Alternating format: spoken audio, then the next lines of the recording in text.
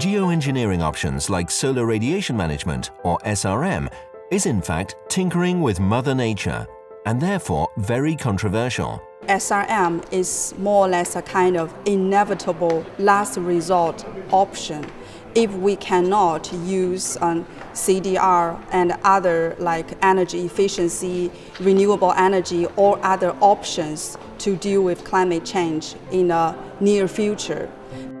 I'm still hopeful for the near future that we can achieve the goal without using SRM. Haomiao, a postdoctoral researcher, law and technology, considers marine cloud brightening as a relatively mild option. Yes, that is something different.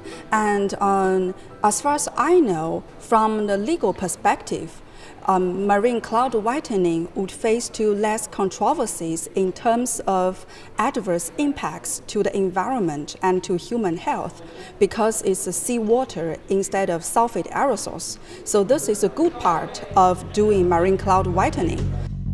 She admits that policymakers are not very keen to discuss SRM in public. Even the option of spraying sea salt is being neglected.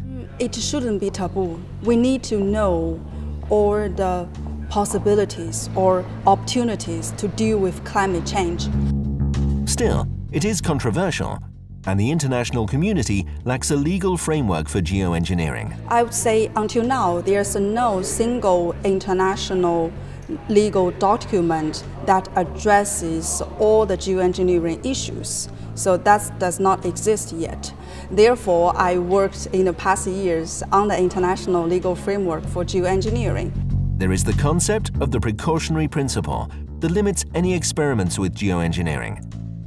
Give it a better chance, says Haomiao. In my eyes, this current application of the precautionary principle is very much restrictive and focusing on the adverse impact arising from geoengineering. However, it downplays the potential of geoengineering to contribute to combat the climate change.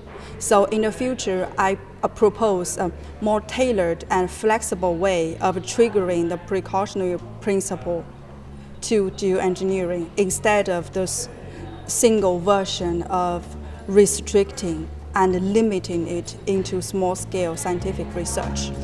According to her, in the end, geoengineering, as a possible last resort, must be taken seriously. We must face the debate. It would happen. So if the temperature is still continuously rising up, there will be more people thinking about geoengineering for sure, especially for SRM, because SRM can be undertaken very quickly and very cheaply and to deal with global warming and very effectively.